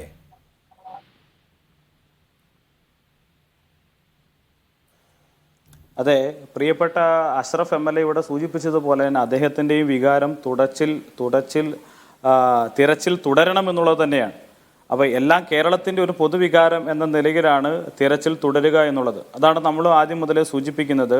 തിരച്ചിൽ തുടരുന്നില്ല എന്നുള്ള പ്രഖ്യാപനം നമ്മളെല്ലാം വേവലാതപ്പെടുത്തിയത് അതുകൊണ്ടാണ്. ഞാൻ ആദ്യമേ സൂചിപ്പിച്ചു, നേരത്തെ ബഹുമാനപ്പെട്ട പൊതുമരാമത്ത് വകുപ്പ് മന്ത്രി അവിടെ ഉണ്ടായിരുന്ന ഘട്ടത്തിൽ പറഞ്ഞ ചില കാര്യങ്ങൾ അവിടെ എത്തിക്കാൻ വേണ്ടി അവർക്ക് കഴിഞ്ഞില്ല. പിന്നീട് ഒരു സുപ്രഭാതത്തിൽ അവർ തന്നെ എന്താണ് തെരച്ചിൽ നിർത്തുന്നു എന്ന് പറയുന്നു. ആ ഘട്ടത്തിൽ ഉണ്ടാവുന്ന പ്രയാസം മാത്രമേ ഉള്ളൂ. അവിടെ അവർ നടത്തിയിട്ടുള്ള ഹൈലി എഫേർട്ടിനെ നമ്മൾ മറച്ചു വെക്കുന്നില്ല. അവർ നല്ല നിലയിൽ തന്നെ, നല്ല കഠിനാധ്വാനം തന്നെ, ജീവൻ പണയം വെച്ചുള്ള ഇടപെടൽ തന്നെ അവസാന ഘട്ടത്തിൽ അവരുടെ ഭാഗത്ത് ഉണ്ടായിട്ടുണ്ട് എന്നുള്ളത് വിസ്മരിക്കുന്ന കാര്യമേ അല്ല. നമ്മൾ പ്രാഥമിക തലത്തിലുള്ള യോഗങ്ങളും മറ്റു കാര്യങ്ങളും എല്ലാം ചേരുമ്പോൾ അവിടുത്തെ ഗവൺമെൻറ്റിൻ്റെ ഭാഗത്ത് നിന്ന് അവിടെ എടുത്തിട്ടുള്ള ഏറ്റവും അവസാനം സ്വീകരിച്ച നടപടികൾക്ക് നന്ദി പറഞ്ഞുകൊണ്ടാണ്. പക്ഷെ നമ്മുടെ അനുഭവത്തിൽ അവർ നടത്തുന്ന കഠിനാധ്വാനത്തെ നമ്മൾ കാണുന്നുണ്ട്. എന്നാൽ എന്താണ്, നേരത്തെ പറഞ്ഞതുപോലെ ചില കാര്യങ്ങൾ ചെയ്യാൻ കഴിയാതിരുന്ന ഘട്ടത്തിൽ പെട്ടെന്ന് എന്ത് ചെയ്യാണ്, ആ തിരച്ചിൽ അവസാനിപ്പിക്കുന്ന സാഹചര്യം ഉണ്ടാവുന്നു. അങ്ങനെ അവസാനിപ്പിക്കും എന്ന തോന്നലുണ്ടായ ഘട്ടത്തിലാണ് ബഹുമാനപ്പെട്ട മുഖ്യമന്ത്രി തന്നെ ഈ തെരച്ചിൽ തുടരണം എന്നാവശ്യമായിട്ടുള്ള ഒരു കത്ത് ബഹുമാനപ്പെട്ട കർണാടക മുഖ്യമന്ത്രിക്ക് കൊടുക്കുന്നത്. അതോടൊപ്പം തന്നെ കേരളത്തിൻ്റെ ബഹുമാനായിട്ടുള്ള ചീഫ് സെക്രട്ടറി കർണാടക ചീഫ് സെക്രട്ടറിയുമായിട്ട് ബന്ധപ്പെടുന്നതും ഇതിനെ തുടർന്നാണ്. ഇനി ആവശ്യമെങ്കിൽ കേരളത്തിൻ്റെ മുഖ്യമന്ത്രി അത്തരം കാര്യങ്ങളിൽ സമീപിക്കാൻ ആവശ്യമായിട്ടുള്ള തയ്യാറെടുപ്പ് നടത്തും. അതിൻ്റെ അകത്തൊന്നും ഒരു ആശങ്കയുള്ള കാര്യമല്ല. എന്നാൽ ഇങ്ങനെ ഒരു അവസരം കൊടുക്കുന്നതിന് മുമ്പേ, അല്ലെങ്കിൽ ഇത്തരം കാര്യങ്ങളിലേക്ക് പോകുന്നതിന് മുമ്പേ എന്ത് ചെയ്യുകയാണ്, ഇത് ഞങ്ങൾ അവസാനിപ്പിക്കുന്നു എന്ന് പറയുന്നിടത്താണ് നമ്മളെ സംബന്ധിച്ചിടത്തോളമുള്ള പ്രതിസന്ധി. നമ്മൾ അങ്ങനെ കരുതിയിരുന്നില്ല. കർണാടക ഗവൺമെൻറ്റിന് നല്ല നിലയിൽ അവസാനത്തെ, ഞാൻ നേരത്തെ സൂചിപ്പിച്ചതുപോലെ 24-ാം തീയതി മുതൽ 28-ാം തീയതി വരെയുള്ള 5 ദിവസങ്ങളിൽ അവർ നടത്തിയിട്ടുള്ള ശ്രമകരമായിട്ടുള്ള പ്രവർത്തനം നമ്മളെ സംബന്ധിച്ചിടത്തോളം അഭിനന്ദനാർഹമായിട്ടുള്ള കാര്യമാണ്. എന്നാൽ എന്ത് ചെയ്യുന്നില്ല, അത് പൊടുന്നനെ നിർത്തിയതിൻ്റെ ഭാഗമായിട്ടുള്ള ആശങ്കയും അങ്കലാപ്പും മാത്രമാണ് നമ്മൾ പങ്കുവെക്കുന്നത്. അത് തുടർന്നു പോകാൻ ആവശ്യമായിട്ടുള്ള ക്രമീകരണം ഉണ്ടാവണം. അതിനാവശ്യമായ എല്ലാ പിന്തുണയും സംസ്ഥാന ഗവൺമെൻറ് കൊടുത്തു. അതുകൊണ്ടാണ് അവിടെ പോകുമ്പോൾ ആദ്യഘട്ടത്തിൽ ഉണ്ടായിരുന്ന പിഴവുകളെ സംബന്ധിച്ച് മന്ത്രിമാരോ MLA-മാരോ ആരും ആ പിഴവുകളൊന്നും ചൂണ്ടിക്കാണിക്കാതിരുന്നത് എന്തുകൊണ്ടാണ് എന്ന് ചോദിച്ചാൽ, തീർച്ചയായിട്ടും കർണാടക ഗവൺമെൻറ്റിനാണ് അവിടെ എന്തെങ്കിലും ചെയ്യാൻ കഴിയുക. അവരൊരു സംസ്ഥാന ഗവൺമെൻറ്റിൻ്റെ കാര്യത്തിൽ കൈകടത്തുക എന്നുള്ളത് മറ്റൊരു ഗവൺമെൻറ്റിന് സാധ്യമായ കാര്യമല്ല. അപ്പോൾ സ്വാഭാവികമായിട്ടും കത്തിടപാടുകളിലൂടെ കാര്യങ്ങളെ വിശദീകരിക്കുക അതിൻ്റെ ഭാഗമായിട്ടാണ്. ആദ്യം തന്നെ അർജുൻ മിസ്സായ ഘട്ടത്തിൽ തന്നെ കേരളത്തിൻ്റെ പ്രിയങ്കരനായിട്ടുള്ള മുഖ്യമന്ത്രി അവിടുത്തെ മുഖ്യമന്ത്രിയുമായി ബന്ധപ്പെട്ടിരുന്നു. രണ്ടാമത് കേരളത്തിൻ്റെ ചീഫ് സെക്രട്ടറി അവിടെ ബന്ധപ്പെട്ടിരുന്നു. പിന്നീട് തുടർച്ചയായി മറ്റു കാര്യങ്ങളെല്ലാം നല്ല നിലയിൽ മുന്നോട്ട് പോകുന്ന ഘട്ടത്തിൽ പെട്ടെന്ന് ഞങ്ങൾ തിരച്ചിൽ അവസാനിപ്പിക്കുന്നു എന്ന് പറയുന്ന ഘട്ടത്തിൽ ഉണ്ടായിട്ടുള്ള ഒരു പ്രതിസന്ധിയെ സംബന്ധിച്ചാണ് നമ്മളിവിടെ സൂചിപ്പിച്ചിട്ടുള്ളത്. ചർച്ചയിലേക്ക് KG താര, ഇപ്പോൾ ഒരു സ്ഥലത്തൊരു അപകടം ഉണ്ടായാൽ ആൾക്ക് വേണ്ടിയുള്ള തെരച്ചിൽ നമ്മൾ നടത്തുന്നു. കുറേ ദിവസം തെരച്ചിൽ നടത്തിയ ശേഷം നമുക്കൊരു ക്ലോഷർ റിപ്പോർട്ട് വേണ്ടേ? അവരുടെ കുടുംബാംഗങ്ങൾക്ക് ബന്ധുക്കൾക്ക് പോലും എന്താണ് ഇതിൻ്റെ ഒരു അന്തിമ രൂപം എന്നൊരു ഔദ്യോഗിക രേഖ കൊടുക്കാൻ കഴിയണ്ടേ? നമ്മൾ എങ്ങനെയാണ് ഇത് അവസാനിപ്പിക്കുക? അതിൻ്റെ പ്രോട്ടോക്കോൾ എന്താണ്? ഇപ്പോൾ ഒരാൾ ദീർഘദിവസം നമ്മൾ തിരഞ്ഞു കിട്ടിയില്ല, അയാൾ മരിച്ചു എന്നൊരു ക്ലോഷർ റിപ്പോർട്ടിന് എത്ര ദിവസം, ഏതൊക്കെ തരത്തിലുള്ള തെരച്ചിൽ, അങ്ങനെ വല്ല പ്രോട്ടോകോൾസ് ഉണ്ടോ? അതൊന്ന് ഉണ്ടെങ്കിൽ പറയാമോ?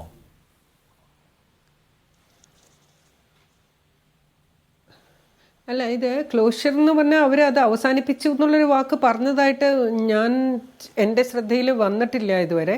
അവർ പക്ഷേ സർക്കാർ തലത്തിൽ എന്തെങ്കിലും അങ്ങനെയുള്ള വിവരങ്ങൾ വന്നോന്ന് എനിക്ക് അറിഞ്ഞുകൂടാ. അവർ പറയുന്നത് ഈ ചെളി കാണാൻ പറ്റുന്നില്ല, അതുകൊണ്ട് ചെളി മാറ്റുന്ന യന്ത്രത്തിനായിട്ട് തൃശ്ശൂരിൽ നിന്ന് അങ്ങോട്ട്, അതോ വെള്ളായണിൽ നിന്നാണോ അങ്ങോട്ട് അയക്കാം എന്ന് പറഞ്ഞിരിക്കുന്നു. അതിൻ്റെ ഡ്രൈവർ അവിടെ പോയിരിക്കുന്നു.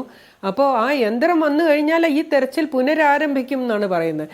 നേവിക്കാരെ സംബന്ധിച്ചിടത്തോളം അതുപോലെ ഇത് ക്ലോഷർ റിപ്പോർട്ട് കൊടുക്കാൻ അതുകൊണ്ട് തന്നെ അവർക്ക് പറ്റുന്നുണ്ടാവില്ല. കാരണം ഈ തെരച്ചിൽ അവർ നിർത്തും എന്ന് പറഞ്ഞ് ഞാൻ കേൾക്കാനിടയായില്ല. അപ്പോൾ അത് തുടരും എന്ന് തന്നെയാണ് ഞാനും പ്രതീക്ഷിക്കുന്നത്. തുടരും എന്ന് വെച്ചാൽ ആ പരിമിതികൾക്കുള്ളിൽ നിന്നുകൊണ്ടുള്ള പ്രവർത്തനങ്ങൾ. ഈ വാസ്തവത്തിൽ നമ്മൾ സമ്മർദ്ദം ചെലുത്തേണ്ടത് കേന്ദ്ര ഏജൻസികളായിട്ടുള്ള കരസേനയും, ഇപ്പോൾ കരസേനയുടെ ആവശ്യമാണോ ഉള്ളതെന്ന് ഈ സാറ്റലൈറ്റ് ചിത്രങ്ങൾ പരിശോധിക്കുമ്പോൾ ഒരു പക്ഷേ ഈ ലാൻഡ് സ്ലൈഡിൽ അവിടെയാണോ തരേണ്ടതെന്നുള്ള കുറച്ചുകൂടെ വ്യക്തമായ ഒരു ചിത്രം കിട്ടുമായിരിക്കാം. നാവികസേനയും വരണം എന്നുണ്ടെങ്കിൽ അവർക്ക് അവരുടെ സാന്നിധ്യം അതിനെ ജസ്റ്റിഫൈ ചെയ്യുന്ന രീതിയിൽ അതിനൊരു ജസ്റ്റിഫിക്കേഷൻ വേണമല്ലോ. ഞങ്ങൾ ഇത്രയും പേരെ അവിടെ ഡിപ്ലോയ് ചെയ്തു, ഞങ്ങൾ ഇന്ന കാര്യങ്ങൾ വീണ്ടെടുത്തു എന്ന് പറയുമ്പോൾ അത് രക്ഷാപ്രവർത്തനത്തിനാണ് സാധാരണ അവരെ ഡിപ്ലോയ് ചെയ്യുന്നത്. അപ്പോൾ കേന്ദ്ര സർക്കാരിനെ നമ്മൾ വാസ്തവത്തിൽ നല്ലോണം അവരോട് അഭ്യർത്ഥന ചെലുത്തിക്കൊണ്ട് സമ്മർദ്ദം ചെലുത്തേണ്ടത് ഒരു പക്ഷേ കേന്ദ്രത്തിലേക്ക് നമ്മൾ ഈ നാവികസേനയും ഇത് ഇത് തെരച്ചിൽ തുടരണമെന്നും അത് അതിനുള്ള ഈ എന്താണ് സൗജന്യമായിട്ട് ഒരു പക്ഷേ, കാരണം ഒരു സംസ്ഥാന സർക്കാരിന് ഇങ്ങനെ ഒരു പക്ഷേ അതിനുള്ള പരാധീനതകൾ ഉണ്ടാകാം അല്ലെങ്കിൽ പരിമിതികൾ ഉണ്ടാകാം. അപ്പോൾ അത് സൗജന്യമായിട്ട് ഈ വീണ്ടെടുക്കൽ പ്രക്രിയയ്ക്ക് ഇവരെ നിയോഗിക്കണമെന്ന് വേണമെങ്കിൽ ആവശ്യപ്പെടാം. അതുപോലെ ഇവിടുത്തെ മുഖ്യമന്ത്രി അവിടെ പോയി സംസാരിക്കണമെന്ന് പറയുന്നതിനോടും എന്തോ യോജിക്കാൻ കഴിയുന്നില്ല. കാരണം വാസ്തവത്തിലും ഒരു VIP-യും ദുരന്ത സ്ഥലത്ത് പോകരുത് എന്നാണ് ദുരന്ത നിവാരണ ആക്റ്റിൽ തന്നെ പറഞ്ഞിരിക്കുന്നത്. ആ VIP പോകുമ്പോൾ എന്ത് പറ്റുന്നു വെച്ചാൽ അവരുടെ സുരക്ഷിതത്വം നോക്കാനായിട്ട് കുറേ ഉദ്യോഗസ്ഥരെ അങ്ങോട്ട് ഡിപ്ലോയ് ചെയ്യേണ്ടി വരും. പക്ഷേ വലിയൊരു സമാനതകളില്ലാത്തൊരു ദുരന്തം വരുമ്പോൾ, ഇപ്പോൾ മണിപ്പൂരിലെ കലാപത്തിൽ ഒരുപാട് പേര് കൊല്ലപ്പെടുന്നു, അല്ലെങ്കിൽ അങ്ങനെയുള്ളൊരു കലാപം പൊട്ടിപ്പുറപ്പെടുമ്പോൾ പ്രധാനമന്ത്രി പോകുന്നു, അല്ലെങ്കിൽ പ്രതിപക്ഷ നേതാവ് പോകുന്നു. അത് തീർച്ചയായിട്ടും ഒരു സാന്ത്വനമാണ്. അത് വീണ്ടും അത് പടരാതിരിക്കാനുള്ള ഒരു പ്രചോദനമാണ്. അങ്ങനെയുള്ള സന്ദർഭങ്ങളിലല്ലാതെ ഒരു VIP പോയി കഴിഞ്ഞാൽ അത് ഈ പ്രക്രിയയെ അത് തടസ്സപ്പെടുത്തും എന്നുള്ളതാണ്. ഇത് വാസ്തവത്തിൽ ആ MLA അദ്ദേഹം അഷ്റഫ് MLA-യും പിന്നെ മറ്റ് അദ്ദേഹത്തിന്റെ പേര് ഓർക്കാൻ പറ്റുന്നില്ല, അദ്ദേഹം അവിടെ MP-യും ശരിക്കും വാസ്തവത്തില് മറ്റേ MP ഉണ്ടായിരുന്നല്ലോ, അദ്ദേഹം MLA അല്ല, ഞാൻ പറഞ്ഞ ഈ MP, അദ്ദേഹം അവിടെ കുറേ ദിവസം കോഴിക്കോട് MP രാഘവൻ അവിടെ അദ്ദേഹം അങ്ങനെയൊക്കെ വാസ്തവത്തില് രാഘവൻ, ക്ഷമിക്കണം, എനിക്ക് പെട്ടെന്ന് പേര് കിട്ടാതെ വന്നതാണ്. അപ്പോൾ അദ്ദേഹവും വാസ്തവത്തിൽ ഇതിൽ അപ്പുറം ഒരു മനുഷ്യന് ചെയ്യാൻ പറ്റില്ല. അപ്പോൾ അത് അങ്ങനെ തന്നെ ചെയ്യാം. എനിക്ക് തോന്നുന്നത് ഈ ചർച്ച ഇതിപ്പോൾ അവർ തുടരും, ഈ യന്ത്രം വന്നു കഴിഞ്ഞാൽ അവർ തുടരുമെന്ന് തന്നെ പ്രതീക്ഷിക്കണം. ഈ ദേശീയ പാതകളിലെ അപകടങ്ങൾ ഇനിയും ഇത് വീണ്ടും സംഭവിക്കാൻ സാധ്യതയുണ്ട്. കാരണം യാതൊരു മാനദണ്ഡങ്ങളും ഇല്ലാതെ ദേശീയ national highway authority of India അവർ ഈ കെട്ടിയുണ്ടാക്കുന്ന പാതകളിൽ യാതൊരുവിധ മാനദണ്ഡങ്ങളും ഇല്ലാതെ, സുരക്ഷാ മാനദണ്ഡങ്ങളും ഇല്ലാതെ ഇങ്ങനെ കെട്ടി ഉണ്ടാക്കുകയാണ്. അത് പ്രൈവറ്റ് ആയിട്ടുള്ള ആളുകൾക്ക് വിട്ടുകൊടുക്കുകയുമാണ് ചെയ്യുന്ന. മാസത്തിൽ നമ്മൾ റോഡുകൾ വിൽക്കുന്നതിന് തുല്യമാണ്. അപ്പം നമ്മുടെ സ്വകാര്യ സ്വത്ത് വിറ്റുകൊണ്ട് നമ്മുടെ സുരക്ഷയ്ക്ക് ഭീഷണി ഉണ്ടാക്കുന്ന ഒരുപാട് സംഭവങ്ങൾ തീർച്ചയായിട്ടും ഇനി നമുക്ക് കാണേണ്ടി വരും. ചർച്ച ആ വിധത്തിലും കൂടി ഉണ്ടാകണം എന്നാണ് വ്യക്തിപരമായിട്ട് എനിക്ക് പറയാനുള്ളത്. ചൂണ്ടിക്കാണിച്ച ഒരു കാര്യം, ഈ ഡൈവിങ്ങിന്റെ സാധ്യതകളെ നമ്മൾ പൂർണ്ണമായും പ്രയോജനപ്പെടുത്തി കഴിഞ്ഞില്ല എന്നാണ്. തീർച്ചയായും ഡൈവിങ്ങിന്റെ സാധ്യത നമ്മുടെ ഈശ്വർ മൽപെ അദ്ദേഹമാണ് 2 ദിവസം കുറച്ച് മണിക്കൂറാണ് അദ്ദേഹം മുങ്ങിയത്, മുങ്ങാൻ പറ്റുന്നില്ല എന്ന് പറഞ്ഞത്. നേവിയുടെ ആളുകൾ ഈ വെള്ളത്തിൽ ഒരു കാരണവശാലും ഞങ്ങൾക്ക് മുങ്ങാൻ കഴിയില്ല എന്ന് പറഞ്ഞ് അവർ കരയിൽ തെറ്റാണ്. അവർ പറയുന്ന ഒരു കാര്യം, ഒരാൾ 100% ജീവനോടെ അകത്തുണ്ട് എന്നറിഞ്ഞാൽ മാത്രം ഞങ്ങൾ ഒരു 3 knotsലെങ്കിലും വലിയ റിസ്ക് എടുത്ത് ഞങ്ങൾ മുങ്ങുമെന്നാണ് പറയുന്നത്. ഞാനിവിടെ ബഹുമാന്യ ശ്രീമതി താര അവർ പറയുന്നത് ശ്രദ്ധിച്ച് ഒരു കാര്യം മനസ്സിലാക്കേണ്ടത്, ഞാൻ എത്തിയ പിറ്റേ ദിവസം കർണാടകത്തിന്റെ മുഖ്യമന്ത്രി അത് നേരിട്ട് കാണാൻ അവിടെ വന്നപ്പോൾ കോഴിക്കോട് MP ബഹുമാനായ NK രാഘവനും ഞാനും അവിടെ ഉണ്ടായിരുന്നു. ഞങ്ങൾ ഇതിങ്ങനെ അദ്ദേഹത്തിന്റെ മുമ്പിൽ എക്സ്പ്ലെയിൻ ചെയ്യാൻ വേണ്ടി നിൽക്കുമ്പോൾ എന്റെ 10 ദിവസത്തെ രീതിയിൽ കാലാവസ്ഥ മാറി, വല്ലാത്ത മഴ പെയ്തു, ഒരു മണ്ണിടിക്കൽ പോലും ഉണ്ടാകുമോ എന്നുള്ള ഭയത്തിലേക്ക് അവിടുത്തെ ജില്ലാ ഭരണകൂടം മാറുന്നൊരവസ്ഥയുണ്ടായി. മുഖ്യമന്ത്രിക്ക് ഒന്ന് നേരിട്ടെല്ലാം കാണാൻ കഴിഞ്ഞെന്ന് വിശ്വസിക്കുന്നതിന് കാരണം അന്ന് മീഡിയാസൊക്കെ അകത്ത് കയറ്റിയ സന്ദർഭമായിരുന്നു. പെട്ടെന്ന് എല്ലാവരും കൂടി മുഖ്യമന്ത്രിയും എല്ലാവരും അവിടെ നിന്ന് മാറണം എന്നുള്ള ഒരു രീതിയിൽ അവിടെ നിന്ന് അങ്കോല ഗസ്റ്റ് ഹൗസിലേക്ക് പോകുമ്പോൾ NK രാഘവനും ഞാനും മുഖ്യമന്ത്രിയെ നേരിട്ട് കണ്ടു പറഞ്ഞു, സർ ഞങ്ങൾക്ക് അർജുന്റെ കാര്യത്തിൽ കുറച്ചും കാര്യം നിങ്ങളോട് പറയാനുണ്ട്. അപ്പൊ നല്ല മഴ പെയ്യുന്നുണ്ട്. ആ കുടക്കകത്ത് മുഖ്യമന്ത്രി പറഞ്ഞു അങ്കോല ഗസ്റ്റ് ഹൗസിലേക്ക് വന്നാൽ നമുക്ക് സംസാരിക്കാമെന്ന് പറഞ്ഞു. നല്ല ഗൗരവത്തോടു കൂടി അദ്ദേഹം ഞങ്ങളെ കൂടെ ഇരുത്തി. രാഘവേട്ടൻ എന്നെക്കാളും ഏറ്റവും സീനിയർ ആയിട്ടുള്ള അനുഭവ സമ്പത്തുള്ള ഒരു മനുഷ്യനാണ്. അർജുന്റെ ലോക്സഭാ മണ്ഡലത്തിലെ MP-യാണ്. അദ്ദേഹം എല്ലാ കാര്യം അർജുനെ തിരിച്ചു കിട്ടാൻ വേണ്ട നടപടികളെ കുറിച്ച് അവിടെ വെച്ചു. മുഖ്യമന്ത്രി ഉടനെ ഞങ്ങളുടെ മുമ്പിൽ സതീഷ് ജെയിനോട് പറഞ്ഞൊരു വാക്കുണ്ട്, അദ്ദേഹം പറഞ്ഞു നിയമസഭാ സമ്മേളനമാണ്, നിങ്ങൾ വരണ്ട, അർജുന്റെ കാര്യത്തിൽ കോർഡിനേറ്റ് ചെയ്യണം. വൈസ് പറയുന്ന ഈ നമ്മുടെ NDRFന്റെ ചുമതലയുള്ള SDRFന്റെ ചുമതലയുള്ള ഡിസാസ്റ്റർ മാനേജ്മെന്റിന്റെ വൈസ്മതി IAS അഡീഷണൽ സെക്രട്ടറിയെ ഞാൻ ചുമതലപ്പെടുത്തുന്നു, അവരെല്ലാം കോർഡിനേറ്റ് ചെയ്യുന്ന പറഞ്ഞു. 1-2 അവർ വിളിച്ച മീറ്റിംഗിൽ ഞാൻ പങ്കെടുത്തിരുന്നു. 10 ദിവസം ഇപ്പൊ തെരച്ചിൽ തുടരണം, തെരച്ചിൽ നിർത്തി എന്ന് പറയുന്നതിനപ്പുറം ഈ 10 ദിവസത്തെ തെരച്ചിൽ കൊണ്ട് നമുക്ക് 100% ട്രക്കിന്റെ അടുത്ത് എത്തിയോ എന്ന് ചോദിച്ചാൽ ഇല്ല. അർജുനകത്തുണ്ടോ എന്ന് ചോദിച്ചാൽ ഇല്ല.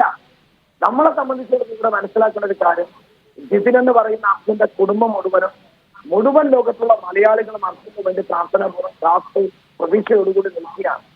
ഇനിയും ഇതേ രീതിയിൽ ഒരു ചർച്ചയും കാര്യത്തിനും ഒരു പ്രസക്തിയുമില്ല. ഞാൻ അതാണ് ഇവിടെ വീട്ടിലാന്തരം മുഖ്യമന്ത്രി പോയി സംസാരിക്കണമെന്ന് പറയുന്നതല്ല. മാക്സിമം ഏത് സംവിധാനങ്ങളൊക്കെ നമുക്ക് ഉപയോഗിക്കാൻ കഴിയും ആ സംവിധാനം ഉപയോഗിക്കണം. ഇവിടെ കർണാടകത്തിന്റെ ഗവൺമെന്റ് നമുക്ക് കുറ്റപ്പെടുത്താൻ കഴിയില്ല. ഞാനൊക്കെ അത്ഭുതത്തോടു കൂടി കാണുകയാണ് സതീഷ് ചന്ദ്ര എന്ന് പറയുന്ന ഒരു മനുഷ്യനെ രാത്രിയും പകലും ഭക്ഷണം പോലും കഴിക്കാണ്ട് ഉറക്കമെടുത്ത് ആ മനുഷ്യൻ നിൽക്കുമ്പോൾ ആ മനുഷ്യന്റെ പിന്നാലെ ഒരു നിഴല് പോലെ നിന്ന ഒരാളാണ് ഞാൻ. ഇന്നലെ അദ്ദേഹം നിർത്തി എന്ന് പറയുമ്പോൾ ഞങ്ങൾ അവിടെ മംഗാള വൈദ്യ എന്നറിയുന്ന ബഡ്സൽ MLA യും കർണാടക അസംബ്ലിയിലെ ഫിഷറീസ് മന്ത്രിയും അവിടെ സ്പോട്ടിലെത്തി. രാജഗോപാൽ MLA യും വിജിൻ MLA യും സമയത്ത് ഞങ്ങൾ പെട്ടെന്ന് ചോദിച്ചു, സർ നിർത്തിയോ നോക്കി. അപ്പൊ അവര് പറഞ്ഞു DC ഉണ്ട്. ഞങ്ങൾ പറഞ്ഞു നിർത്താൻ പാടില്ല, ഞങ്ങളുടെ മന്ത്രിമാര് പറഞ്ഞതാണ്, ഞങ്ങളുടെ സ്റ്റേറ്റ് പറയുന്നത്, ഞങ്ങളുടെ മുഖ്യമന്ത്രി നിങ്ങളെ മുഖ്യമന്ത്രിയുമായി കോൺടാക്ട് ചെയ്തുകൊണ്ടിരിക്കുകയാണ്. അപ്പൊ അദ്ദേഹം തീർത്തും പറഞ്ഞു നിർത്തിയിട്ടില്ല. ഞങ്ങൾ കൂടുതൽ അപ്പോഴും കാലാവസ്ഥ മാറുന്നുണ്ട്. അങ്കോല ഗസ്റ്റ് ഹൗസിൽ അടിയന്തരമായി ഒരു യോഗം ഇന്നലെ അദ്ദേഹം വിളിച്ചു ചേർത്തു. ആ യോഗത്തിലും അദ്ദേഹം പറഞ്ഞത് ഒരു കാരണവശാലും തെരച്ചിൽ നിർത്തില്ല, ഇന്ത്യൻ ആർമിയെ പിൻവലിക്കില്ല, നേവിയെ പിൻവലിക്കില്ല, SDRFും NDRFും ഉണ്ടാകും. അപ്പൊ ഞങ്ങൾ ചോദിച്ചു എന്താണ് നെക്സ്റ്റ്, നാളെ എന്താണ്? അപ്പൊ അവര് പറയുന്നത് മുങ്ങി താഴ്ന്ന് ട്രക്കിന്റെ അടുത്തേക്ക് എത്തണം. അതിന് ഈ വെള്ളത്തിന്റെ ഗംഗാവലിയുടെ ഈ വിഷയം അത് അസാധ്യം.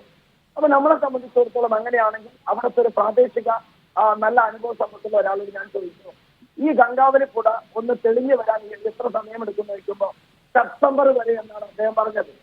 അത്ര വരെ നമുക്ക് കാത്തു നിൽക്കാൻ കഴിയുമോ? കഴിയില്ല. അപ്പോൾ ആ നിലയ്ക്കുള്ള പ്രതിസന്ധി ഉണ്ട് എന്നതാണ്. അല്ല ലിൻഡോ, ഇതിനകത്ത് കർണാടകയുടെ ഹോപ്പിൽ പ്രശ്നമുണ്ട്. അവർ ഒരു ചെയ്യാവുന്നതിൻ്റെ മാക്സിമം ചെയ്തു, ഇനിയിപ്പോൾ നമുക്ക് ചെയ്യുന്നതിൽ ലിമിറ്റുണ്ട് എന്ന് വിചാരിക്കുന്നുണ്ടെന്നാണ് നമ്മൾ മനസ്സിലാക്കേണ്ടത്. അപ്പോൾ നമുക്കിനി നെക്സ്റ്റ് ചെയ്യാനുള്ളത് എന്താണ്? കത്തയക്കുക അല്ലാതെ? അല്ല, നമ്മളെ സംബന്ധിച്ചിടത്തോളം കർണാടക സർക്കാരിന് അത്തരം കാര്യങ്ങൾ ഇനി മുന്നോട്ട് കൊണ്ടുപോകാൻ പ്രയാസമുണ്ട് എങ്കിൽ തീർച്ചയായിട്ടും കേന്ദ്ര ഗവൺമെൻറ് നേരത്തെ ഇവിടെ സൂചിപ്പിച്ചതുപോലെ കേന്ദ്ര ഗവൺമെൻറ്റുമായി ബന്ധപ്പെട്ടുകൊണ്ട് കേന്ദ്ര ഗവൺമെൻറ്റിൻ്റെ പൂർണ്ണമായിട്ടുള്ള ഒരു പിന്തുണയോട് കൂടിയിട്ടുള്ള കാര്യങ്ങൾ നടത്തുക എന്നുള്ളതാണ്. നേരത്തെ സൂചിപ്പിച്ചതുപോലെ നാവികസേനയെ, കരസേനയെ പോലെയുള്ള നമ്മുടെ രാജ്യത്തെ ഏറ്റവും പ്രഗത്ഭമായ സംവിധാനങ്ങളെ ഉപയോഗപ്പെടുത്തി അർജുന് വേണ്ടിയിട്ടുള്ള തെരച്ചിൽ തുടരുക എന്നുള്ളതാണ്. എന്നാൽ അവിടെ നമ്മൾക്ക് വരുന്നൊരു പ്രശ്നം അത് കർണാടക സ്റ്റേറ്റാണ്.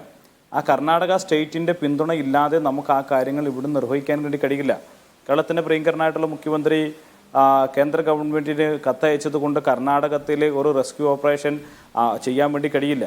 അപ്പോൾ തീർച്ചയായിട്ടും നേരത്തെ സൂചിപ്പിച്ചതുപോലെ കർണാടക സ്റ്റേറ്റ് തന്നെ ഇതിനകത്തൊരു മുൻകൈ എടുക്കേണ്ടതുണ്ട്. കർണാടക സ്റ്റേറ്റ് ഗവൺമെൻറ് തന്നെ ഒരു മുൻകൈ എടുത്ത് ഇതിൻ്റെ എല്ലാ സാധ്യതകളെയും പ്രയോജനപ്പെടുത്താൻ ആവശ്യമായിട്ടുള്ള ക്രമീകരണം ചെയ്യുകയല്ലാതെ മറ്റു മാർഗങ്ങളില്ല.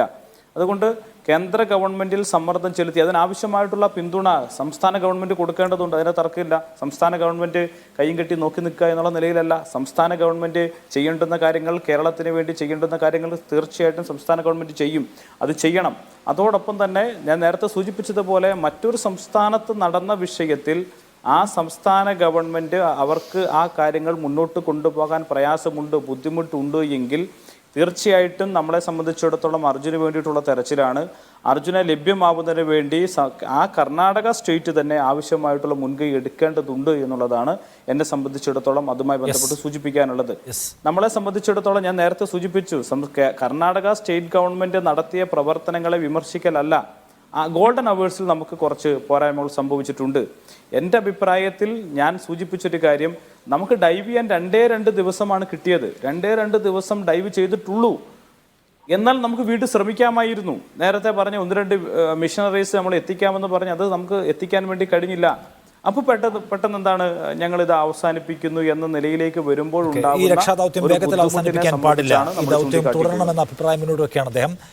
നോക്കാം കർണാടക സർക്കാർ അക്കാര്യത്തിൽ എടുക്കാൻ പോകുന്നത് എന്താണെന്ന്, അല്ലെങ്കിൽ നമ്മുടെ ഗവൺമെന്റിന് ചെയ്യാനുള്ളത് എന്താണെന്ന്. ഞാൻ അവസാനിപ്പിക്കുന്നു. താങ്ക് യു ശ്രീമതി KG താര, ലിൻറ്റോ, അഷ്റഫി ചർച്ചയിൽ പങ്കെടുത്തതിന്.